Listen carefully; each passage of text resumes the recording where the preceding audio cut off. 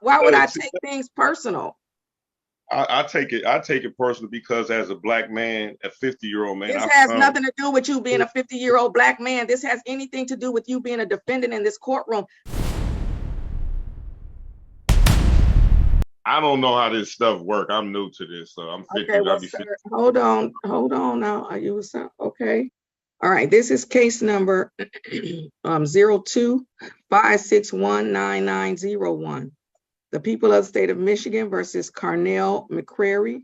The defendant is charged with 1 count of assault or assault and battery. Today is the date set for pre-trial conference. And Mr. McCrary, your name?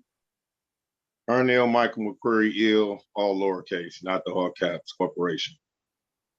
Nobody writes the name in all caps. All right. So today is the date set for a pretrial conference. And Mr. McCrary, I understand that you are representing yourself. So how do you wish to proceed, sir? First and foremost, if I may address the court and ask the court a few questions, with all due respect, may I speak? I don't answer questions to counsel. I don't answer questions. That's not my role. Well, I just wanted to say, you know, when I first came onto the Zoom, I felt that this court was disrespectful and restrained my First Amendment right to allocate myself here in this courtroom. And I'm not saying this as a personal attack, but that's just how I felt. Okay, Mr. McCrary, all due respect, I'm not interested in your feelings, sir. I'm here to conduct court. So let's conduct court. How do you wish to proceed as it relates to your court matter? I would like to challenge the plenary jurisdiction of this court as outlined by state Supreme Court. Today is not the date for a motion. If you would like to file a motion with the court, I can give you a motion hearing date. But otherwise, I want to know as it relates to this pretrial conference where you've indicated that you want to represent yourself.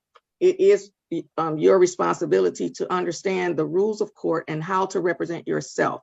Today is only the date set for a pretrial conference. As it relates to the pretrial conference, how do you wish to proceed? Well, if I may speak without being restrained again by the court. You're going to be restrained every time you go off course. So well, understand every time you go off course, you're going to be restrained.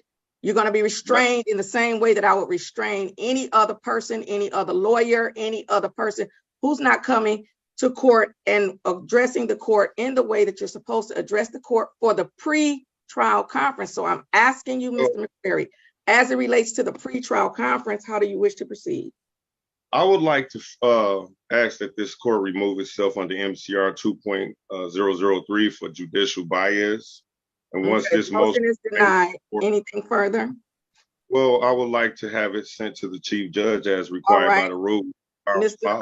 Mr. Flanagan, please call the chief judge and let him know that there's a request for recusal by Mr. McCrary and ask him how does he wish to proceed with the hearing for Mr. McCrary. Yes, Your Honor. In code of judicial conduct, judge, and I haven't been doing this for 16 years. I know what I'm supposed to do. So, Mr. McCrary, I'm addressing your request on the recusal. So everything else, we're going to stop talking until I hear from the chief judge as to whether he wants you to come now or if he's going to give you a date. Okay. Thank you. The rule, man. Okay, thank you, Mr. McCrary. Thank you, Mr. McCrary. Yes, ma'am. Your Honor? Yes, sir. They indicated that he would need to file a motion for recusal before you, and if you deny that, it then goes to the chief judge. He already did. I accepted his oral motion. I denied it. So tell them it's denied. I'm not requiring him to file a written motion. The court rules don't require a written motion. He requested thank you for affirmation, but I don't need it. He requested the recusal and I denied it. So ask them how do they want to proceed. I can sign an order of denial if they want me to just do an order of denial, but I've denied the recusal request. Yes, Your Honor, the order of denial needs to be signed. And then they're going to give him a date. in past times, some chief judges take the matter up immediately. So I just want to know, do they want me to give them a date? Okay. Your Honor, no date. They said just sign the order and we'll bring it up. They'll contact them for a date. All right. So, Mr. McQuarrie, please contact my courtroom. Make sure that my clerk has your current contact information. And apparently the chief judge's office is going to contact you with respect to your request for recusal. I will sign an order denying your request and then forward that to the chief. Okay. Well, who do I call? The clerk? What is no? Sir, if you just, I mean, I promise you, I've been on the bench for 16 years, and I promise you, if you just let me talk, I mean, everything you want to know will be revealed. I promise you. Okay. So as I was saying, you're going to contact my courtroom and you will speak with the clerk. Make sure the clerk has your current contact information so that the chief judge's office can contact you with respect to your hearing on my denial of your request for recusal. Anything further with respect to this matter? Please don't unmute. Who is saying hello? Oh, can I speak or no? Oh, well, what else is there, Mr. McQuarrie?